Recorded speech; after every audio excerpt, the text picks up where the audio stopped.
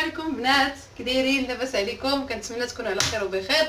صحتكم هانيه، كلشي بخير، عواشركم مبروكه باش ما كتمناو ان شاء الله. اللي عندها شي امنيه كنتمنى ربي يحقق عليها، وكاع اي حاجه كيتمناها الانسان كنتمنى ربي يوصل ليها. المهم البنات، من بعد الروتين اللي داز بقات لي الصلاه هي اللي باقا ما خملتش.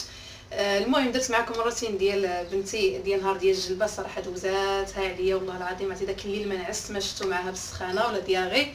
المهم الحمد لله تجاوزنا الامر. كما قلت لكم دو لي بخام شويه ديال بقيت كندير لها كمادات ديال في رجليها ديال الخل. الحمد لله بعدا ربي يسر الامور. المهم البنات اليوم غادي نخمر الصلاه. انا ما بغيتش نكثر عليكم القوس ديال التخمير، ولكن المهم بقات لي غير الصلاه ان شاء الله صافي، وندوزو ان شاء الله الوصفات ديك الساعات ديال رمضان ان شاء الله. شنو نوجدوا ليه قبل ما يجي ان شاء الله، اللي يجيبوا لنا بالصحه والسلامه ان شاء الله وبالخير. غنديروا معكم واحد الماسك. هذا الماسك دابا غادي نديرو قبل ما نبدا التخمير، باش منين نسالي ندخل نغسل يا هذيك نكونوا هكا. المهم البنات كما كتشوفوا انا رانا جامعه الدار، جمعت البيت صافي فرشتو، بقات لي غير الزربيه. الدار مسيقه، الكوزينه مجموعه كما كتشوفوا هانتوما، كوزينه مجموعه نقيه. هادشي كله باش منين نبدا التخمال منين نسالي ما نلقاش الشغل قدامي، حيت كاينه اللي غادي تبدا في الصباح ولا هذا غادي كيكون باقي الماعن باقي الطياب باقي الشغل باقي كاع كله. من الاحسن النظام بهذه الطريقه هذه كيسهل علينا الشغل بزاف وما تنعياوش بزاف. المهم البنات هذا الماسك اللي ندير فيه 2 معالق ديال النيدو. هانتوما 2 معالق ديال النيدو. انا على قياس اللي غادي ندير انايا، القياس اللي غادي ندير وجهي وغادي ندير رجليا حتى هما، وغادي ندير مع المهم غادي ندير بدل الوجه هو الاول، وداكشي اللي غيشيط غنزيد معاه 1 معلقه ديال فازلين، وغادي نصايبو مزيان وغنطليه لرجليا. وخلاص اليدين واخا نطليلهم دابا راه ما غاديش، لان غنقيس الماء وداكشي ما غاديش المهم حتى من بعد نديرو. قلنا لكم 2 معالق ديال النيدو، وهنايا واحد الداطا محكوكه هي راه كحالت دغيا غنعصر غير الماء ديالها، وغندير شويه ديال الحامض كما تشوفوا دابا غير هكا غادي ندير. انا ما صفيتهاش من قبل هكا. هاد البطاطا البنات اللي جمعت انايا راه هي اللي غادي نديرها حتى في رجليا، غنخليها هكاك صحيحه حيت غندير تقاشر قدامين ماشي مشكل صافي. وغنعصر البنات الحامض بحال هكا صافي، غادي نخلطو.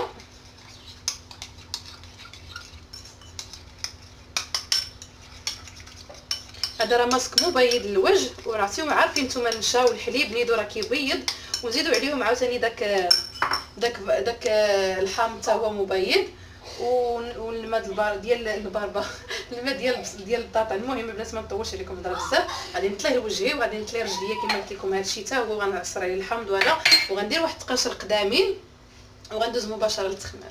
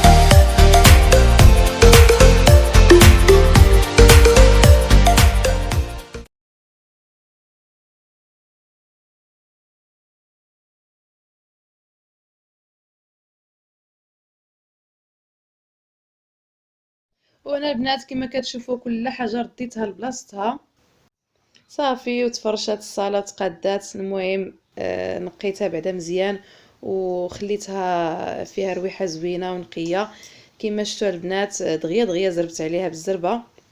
المهم كما قلت لكم النظام راه زوين زوين زوين في الخدمه، ملي كتنظمي الامور ديالك ترتاحي وما كتعذبيش بزاف. دابا البنات كما كتشوفوا صافي ساليت الصاله تخملات. المهم الحمد لله الدار كاع كلها تخملات، فرشت الصاله صافي ساليت. بغيت نهضر لكم البنات على الطلامط اللي كتشوفوا دابا انايا معايا. هادو الطلامط كانوا عندي في الاول ما فيهمش هاد المبره هادي وما فيهمش هاد المخده هادي. كانوا عندي طلامط قدامين زعما هما اللي كانوا عندي في الصاله الاولى قبل ما نشري هاد الدار هادي. المهم البنات كانوا باقيين جدادين ونقيين ومزيانين صراحه، باقيين جدادين. ملي جيت لهاد الدار هادي كان عندي العبار زايد. بقيت كنفكر اشنو غادي ندير، قلت ارا نزيد لها هاد الملاقيه هكا ديال المبره. هي هذيك مشيت شريت البنات هاد الملاقيه ديال المبره وقطعت التلميطه في الوسط ولصقت ليها. شفت شحال خاصني ديال العبار وزدت ليها هذيك المبره ودرت هاد المخده هذه كبيره ودرت فيها داك الطريف ديال التلميطانيت كما كتشوفوا الصراجه الشكل ديالها زوين. المهم هذه البنات فكره تقدر تفيدكم ان شاء الله، اللي عندها شي طلامط باقيين جدادين ومزيانين ومثلا تحولات ولا بغات تنقلهم لشي بيت اخر اللي هو كيكون كبير ولا هذا، دير هذه الفكره هذه راه فكره زوينه. ونخليكم البنات مع العشاء ان شاء الله. المهم انا ساليت دابا غادي نمشي نرتاح وغادي غيكون التتمه ديال الفيديو غادي تكون مع العشاء ان شاء الله. غنديروا بيتزا بلا صوص بيشاميل، صراحه كتجي غزاله ولذيذه وفكره زوينه ان شاء الله. دابا البنات كيف ما شفتوا من قبل صافي دازت التخمير دازت كلشي، قلت لكم غادي ندير واحد البيتزا بلا صوص بيشاميل. المهم البنات غندوزو للعجينه الطريقه باش كنعجن انايا العجينه ديال البيتزا هي هذه. تندير هنايا قياس تقريبا 3 الكيسان ديال الفرص، كندير فيهم واحد الحفينه ديال السميده وتندير شويه ديال الملحه وشويه ديال الزعتر. وغنضيف واحد انا كنستعمل هاد الخميره الحبيبات صراحه صدقات ليا في الاول كنت كنشري باكيه الكبيره ديال الخميره المعجونه ما بقاش كنديرها دغيا كتخسر ليا. هذه زوينه تندير نحلها ونديرها في قرعه ديال الزيت وكنسد عليها وكنخليها في الثلاجه حتى كنبقى نستعملها وقتاش ما بغيت. المهم البنات غادي ندير معلقه كبيره ديال الخميره حبيبات كي شفتوا صافي، وغادي نعجنها بشويه ديال الماء دافي.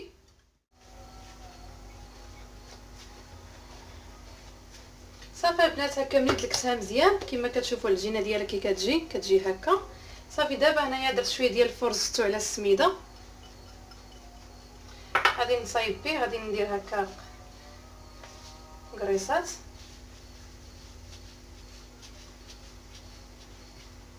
بحال هكا هاد القياس صافي، وغنديرهم يخمروا.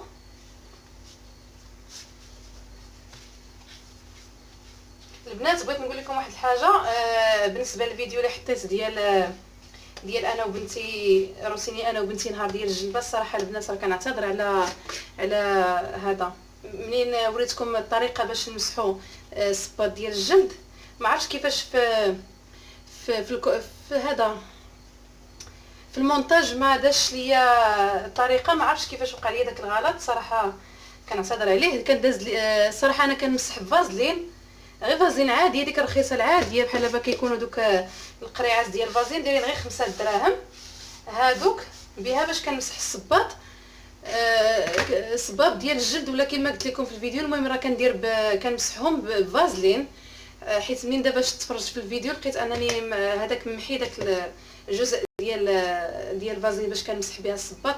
المهم ما عرفتش الخطا كيفاش وقع.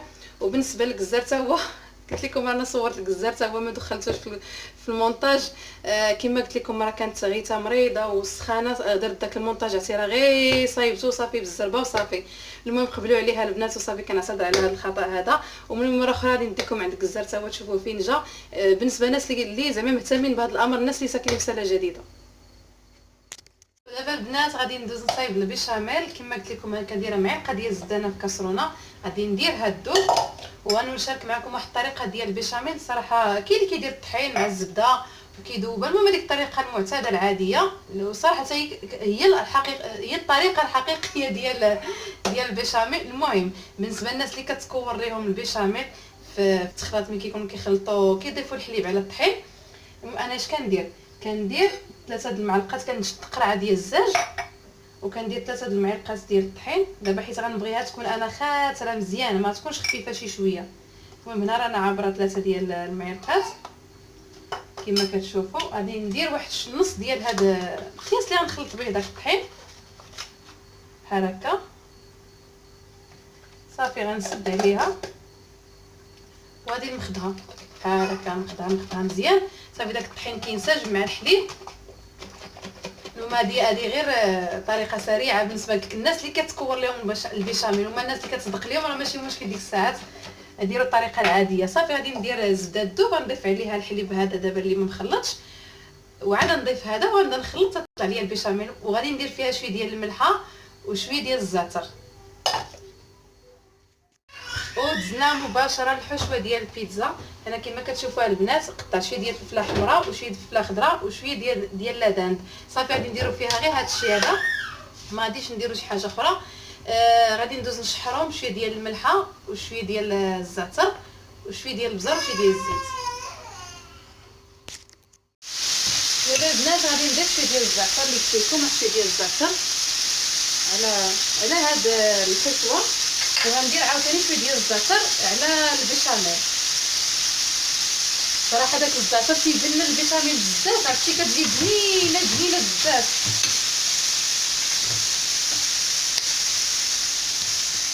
المهم البنات انا من محبين ديال الزعتر، كنحماق على شحال سميتها الزعتر، لدرجه انه في الصيف كندير الماء بارد، كندير قرعه ديال الزاج كندير فيها عريش ديال الزعتر وكنخليها في الثلاجه. هذاك هو الماء ديالي اللي كنبدا نشرب، كيعطي واحد النكهه زوينه، واحد الانتعاش الصراحه. المهم انا عزيز عليا الزعتر، انا كنهضر مع الناس اللي عزيز عليهم الزعتر، واللي ما عزيزش عليهم الزعتر يشربوه ياكلوه راه زوين.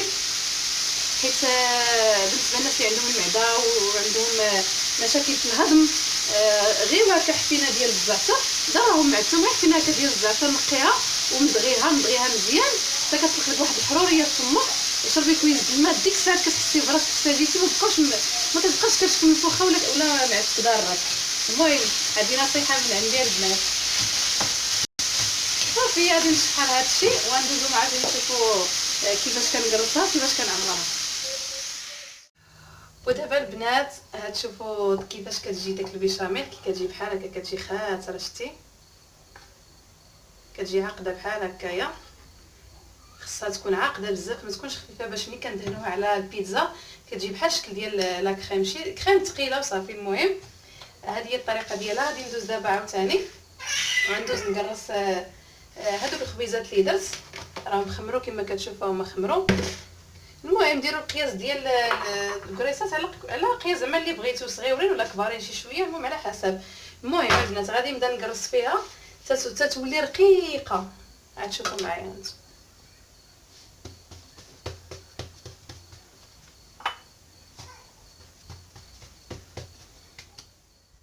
البنات هانتوما بغيت نوريكم السمك ديال العجينه كيفاش خصو يكون. شوفوا السمك ديالها كيفاش خصها تكون رقيقه كي بحال هكايا، حيت غادي تعمر وهي خضراء، ماشي غادي طيب نص طيبه بحال هكا. المهم انا غنوريكم الطريقه ديال وحده وتنكمل انا من بعد. صافي تنديرها في الطاوه ديال الفرن بحال هكايا. صافي غادي ندهنها بالبيشاميل، غنحركو شويه، ومن الاحسن تخليوه يبرد واحد شويه باش كيزيد يشد راسو مزيان. المهم بحال هكا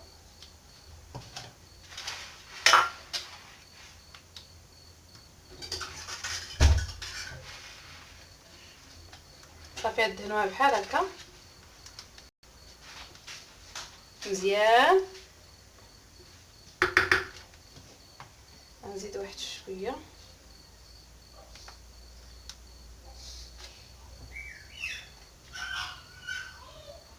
بغيتها محايحه غيتا انا ماما جايه صافي انا ساليت. صافي بحال هكا البنات، وغادي نديرو داك الطريفات ديال لاداند هكا. المهم الطريقه عاديه البنات، كل وحده دير الطريقه اللي بغات واللي زعما اللي عجباتها. ما بغاش دير لاداند دير سوسيس، دير كفته ديال لاداند، كفته ديال البكريل، كل وحده دير داكشي اللي عندها بالدار، ما عندناش مشكل. صافي بحال هكايا. المهم رشوا فوق من هذاك الشيء وصافي. المهم الاساس انها تتجي بنينه، هذا هو الاساس من هادشي كاع كله، كتجي لذيذه وبنينه هكا.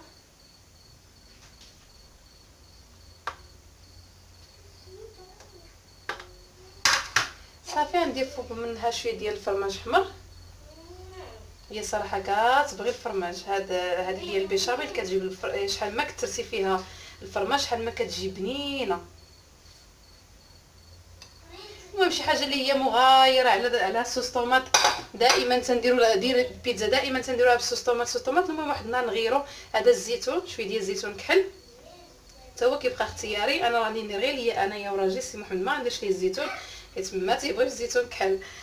البنات هذا هو، هذه هي البيتزا اللي قلت لكم. انا غنخشيها في الفران طيب، وغادي نوريكم الطريقه. راه دغيا كطيب مع العجينه كما قلت لكم، راه رقيقه دغيا كطيب وكتجي مقرمله وكتجي رقيقه في الماكله ديالها. المهم انا غادي طيب ونوريكم الشكل ديالها، الشكل النهائي ديالها كي غادي يجي. ودابا البنات من بعد ما درت البيتزا كطيب مشيت حملت غيتها، ما بغاش تسكت ليا كما كتشوفوا محايحه عليا بالغبات. المهم حملتها، راه كندير جوج حمالات كنخاف طيح ليا، كندير الاول وندير الثاني على رجليها. المهم كنكون دايره حزام السلامه مزيان المهم البنات واحد العصير ديال الفخاز كيجي ثقيل هكا بحال العجينه. المهم هنا تقريبا كيلو ديال الفخاز، درت فيه جوج كيسان ديال سنيده كبارين ديال العنبه، خليته من الصباح حتى العشيه ما فيه لا ما لا والو، كما شفتوا طلق الماء ديالو بحال هكايا. غنشدو غادي ندير له الميكسور هكا، نطحنو غيولي هكا، غيولي بحال الشكل ديال العجينه.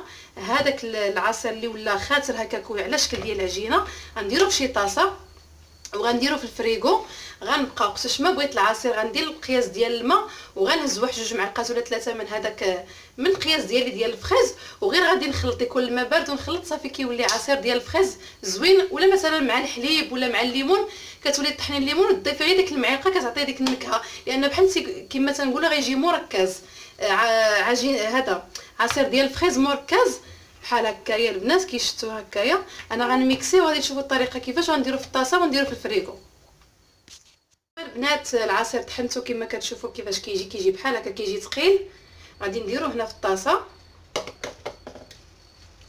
وراه ملي غادي يتجمد غادي نديرو في المجمد، غادي يتجمد غيولي ثقيل وهكا، غيولي هكا ليكيد ثقيل.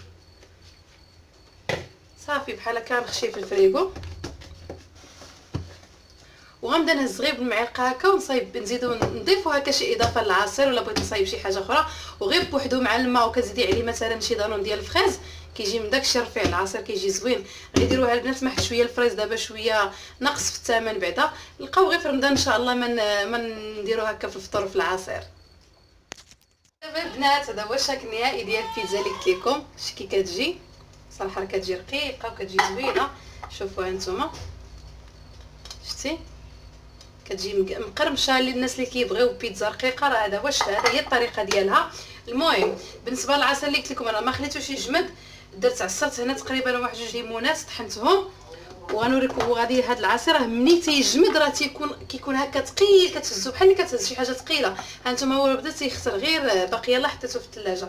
غادي نضيف غير واحد جوج معالق ولا ثلاثه غادي راه فيه السكر ما ديروش السكر منين تخلطوه بالليمون ولا شي حاجه راه بركه تيحل هو راه حلو. صافي هنايا كما كتشوفوا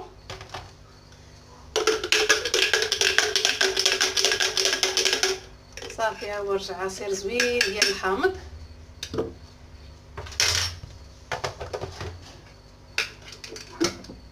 المهم صافي دابا غادي ندي نحط العشاء. السلام دابا المهم البنات صافي البيتزا ها هي طابت وجدات كما كتشوفوا العصير حتى هو ها هو وجد غير قياس اللي غنشرب انا وراجلي. المهم البنات كنقول لكم شكرا شكرا شكرا لكم بزاف بزاف بزاف بزاف صراحه انا رانا فرحانه بزاف هذا النهار حيت تفاعلوا معايا بزاف ديال الناس وشحال من واحد كومونطا ليا بلي راه عجبتينا وهذه صراحه هذا واحد والله العظيم واحد الاحساس ربي اللي كيعلم به بوحدو حيت احساس زوين ملي تيقولك شي حد راه كيعجبتيني ولا راكي كديري شي حاجه اللي هي زعما كتحفزنا ولا هذه نعمه من عند الله كنحمد ربي وكنشكرو عليها. وانا كما قلت لكم باقا صابره وباقا مكافحه ان شاء الله واخا عندي المهم الناس كاع كلهم عندهم الدراري الصغار وهذا. المهم واخا عندي بنت صغيره وكتعذبني بزاف بزاف بزاف باش نصور وباش هذا ومع ذلك انا مكافحه ان شاء الله وغادي نصبر حتى نكمل داكشي اللي بغيت حتى نوصل لداكشي اللي بغيت ان شاء الله كاع كامل. وهذا الشيء باش غادي نوصل ليه بالفضل ديالكم نتوما كنقول لكم شكرا والله الا كنشكركم من قلبي. شكرا فرحتوني بزاف بزاف بزاف واكثر كاع الناس اللي كومونطاو لي وقالوا لي كيف ما كان الكومونتير واخا يصيفطوا لي يوم رضا راه عاجبني الحال وانا فرحانه. وكنقول لكم البنات اللي ما مابونياش تابونا معايا ودير لي لايك وتضغط على الجرس وكنقول لكم شكرا لكم بزاف وبسلام عليكم الفيديو جديد ان شاء الله.